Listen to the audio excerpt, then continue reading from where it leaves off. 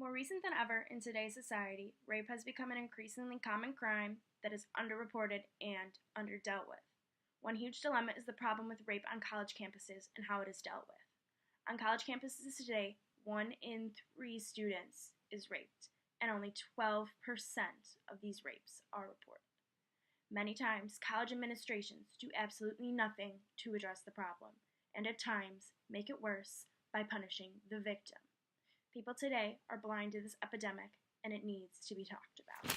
Statutory rape is defined as a type of sexual assault initiated by one or more persons against another person without that person's consent. On average, over 200,000 rapes occur in the United States each year.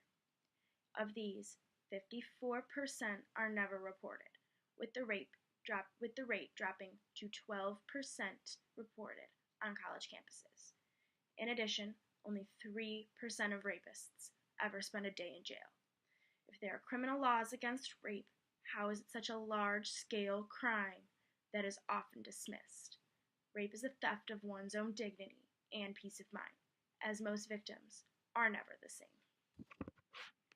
In a study by the American Association of Universities, the percent of rape of females drastically increases between the ages of 18 to 25, the years most attend college. When these women were asked why they often do not report rape, common answers were it was not a serious enough crime, or they were embarrassed. When does a crime become serious enough? When someone dies? Rape ruins a victim's life, and yet we allow these criminals to walk free because what they did wasn't that bad, or the women were probably asking for it, or they just want attention. Really? It is no wonder so many rapes don't ever get reported. And the stigma to rape is evident in an article about Brigham Young University and how it uses its honor code to punish females who dare to report being raped. As if a woman has not already endured enough pain, now we're going to punish her for being the victim of a crime? In an article by Walt Bogdanich, he tells the story of an 18-year-old female freshman at Hobart and William Smith Colleges in central New York.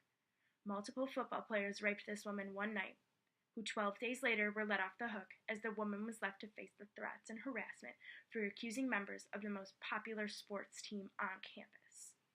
Has society really become so fixated on sports and reputation that the destruction of someone's dignity can go unnoticed? The pain and embarrassment they had to go through just goes unaddressed because we are infatuated with our entertainers.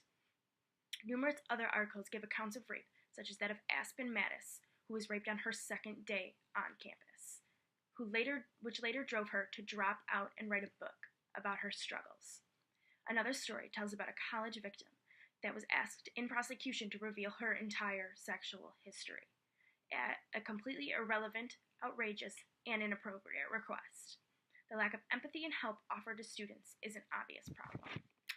Attending Catholic school my entire life, I have been taught that our bodies are temples of God, and we are to respect ourselves as well as respect all others. Rape is a complete violation of this holiness God bestowed upon us. Human dignity is completely violated because it states that all humans have worth and deserve great respect, free of slavery, manipulation, and exploitation. Rape is an act of manipulating another as well as exploiting them. Rape is in direct violation of natural law because it is self-evident, therefore there is no need for explanation that rape is wrong. And this is the universal truth. In the 10 Commandments, the 7th states, "Thou shalt not commit adultery," and the 8th states, "Thou shalt not steal," both in which rape is a violation. Rape is a commitment of adultery because it is a sexual act objectionable on social, religious, moral, and legal grounds. Also, it robs a victim of their own dignity, worth, and sense of freedom, as they live in fear that this act may occur again. The Catechism of the Catholic Church teaches how rape is not sinful on the victim's part, but rather robs them of their innocence, and how evil the act is on the behalf of the person who commits it. The United States has civil law forbidding any form of sexual harassment, of which rape is the extreme. The rape itself and the intent of getting forced sexual gratification make the act completely sinful.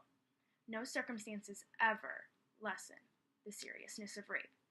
An intoxicated victim, provoking clothing, or even an expensive date never are an excuse for rape. Rape is a mortal sin, as it completely violates natural law and what God created us humans for. There is no good in the action, and it is utterly immoral. Jesus' teaching tells us how to love all of our neighbors, and rape is in no way an act of love.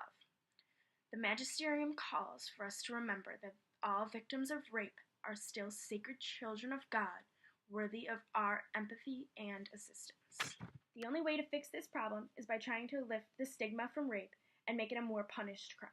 Programs at universities need to be instituted to help rape victims and allow them to painlessly report their rape. People need to start realizing the seriousness of rape and the pain the victim is caused by being hushed under today's society. People say you'll never know until it happens to you. Don't let it happen to you or anyone you love. Take action.